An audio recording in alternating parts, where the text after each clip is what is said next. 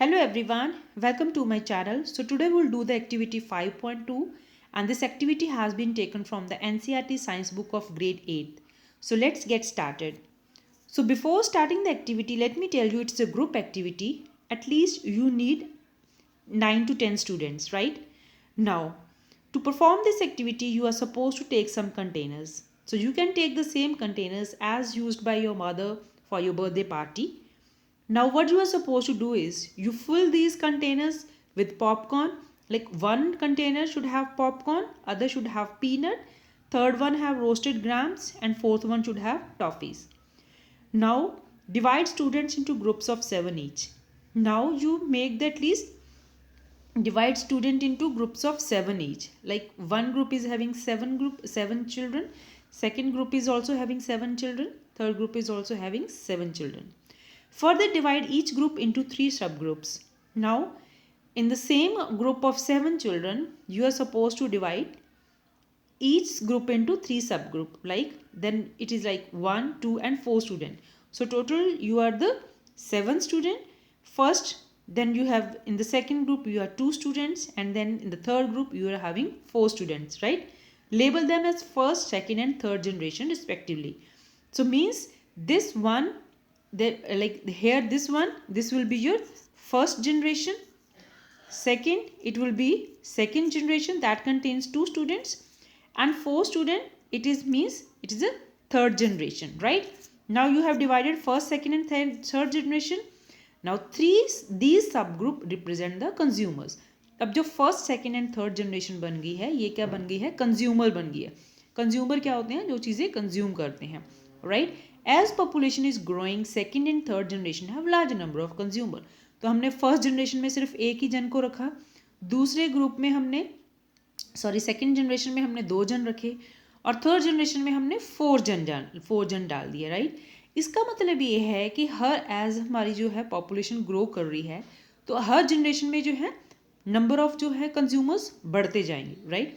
First generation में हमने एक ही दिखाया है, सेकंड में हमने 2 जन को दिखाया है, मीजिए हमारी सेकंड जनरेशन है. थर्ड जनरेशन में हमने 4 स्टूडेंट्स को लिया है. तो इस तरीके से हमें ये शो हो रहा है कि जो पॉपुलेशन है ग्रो कर रही है और उसके साथ जो है हमारी जनरेशन है उसके साथ जो है कंज्यूमर भी बढ़ रहे हैं. Now put 1 full container for each group on a table. Now जैसे कि आपने बताया कि आपको जो वो कंटेनर हैं you are suppose to put 1 full container for each group on a table. Ask consumers of the first generation from each group to consume eatable from the container of the group. तो अब जो है आपने first generation के जो बनाए थे, जैसे आपने एक ग्रुप बना लिया, ठीक है?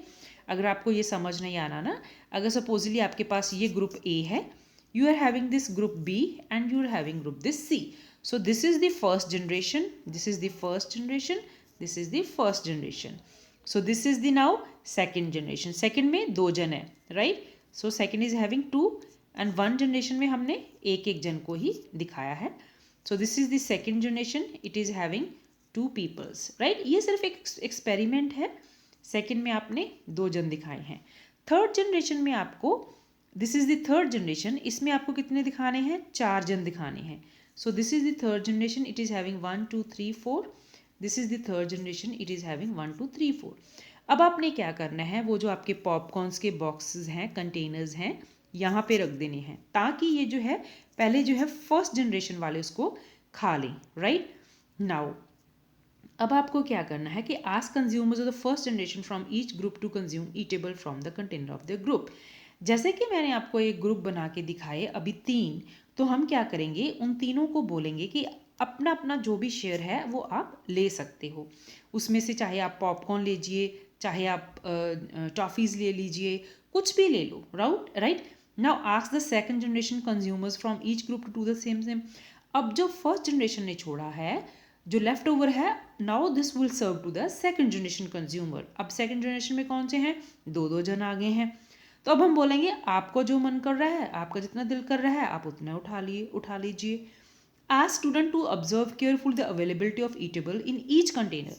जैसे जैसे हम जो है आगे चीज़ें सर्व करते जाएंगे फर्स्ट जनरेशन से लेके सेकंड जनरेशन तक, तो हम क्या देख रहे हैं, जैसे हम थर्ड जनरेशन तक पहुंच रहे हैं जहाँ पे जो है 4 कैंडिडेट्स है, क्या अब वो चीज़ें उनके लिए उतनी रहेंगी?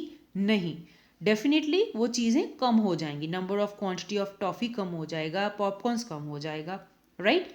Now ask student to observe carefully the availability of eatable in each container. हम क्या देख रहे हैं, फर्स्ट जनरेशन के पास बहुत भरपूर थे, ये हमारे कंटेनर भरे हुए थे।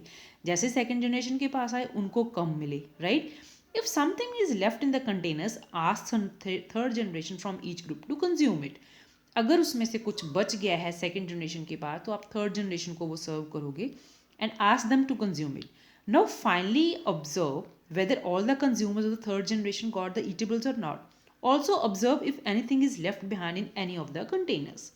तो हमने ये ऑब्जर्व किया कि जो जैसे जैसे चीज़ें हमारी जनरेशन और पॉपुलेशन बढ़ती जा रही है, सबसे पहले तो ये चीज़ें जो हमारे पास नेचुरल रिसोर्सेज हैं वो कम होते जा रहे हैं। थर्ड जनरेशन के पास कुछ लोगों को शायद वो ईटेबल मिले, कुछ को ना मिले, हो सकता है किसी को कुछ भी ना मिले, और जो है हो सकता है जो है कुछ लोग उसमें से भर भर के उठा लें। Also observe if anything is left in any of the container. हो सकता है कि कुछ कंटेनर हैं जो सेकेंड जनरेशन पे ही ख़त्म हो गए हों और थर्ड जनरेशन तक ना पहुँचे हैं। Basically what this activity is about, like this activity is like we cannot use all our natural resources forever because these are going to exhaust one day, right? तो हमें जितने भी हमारे रिसोर्सेज हैं उनको क्या करना चाहिए, हमें उनको जो है बहुत ही संयम से, बहुत ही वाइजली और जो है जुडिशली यूज़ करना चाहिए, राइट। तो basically what is the purpose of this activities is like we can't use all over natural resources forever because they are going to exhaust one day. तो हमने तो अपना शेयर ले लिया, लेकिन आगे वाली जनरेशन के लिए क्या हम छोड़ के जाएंगे?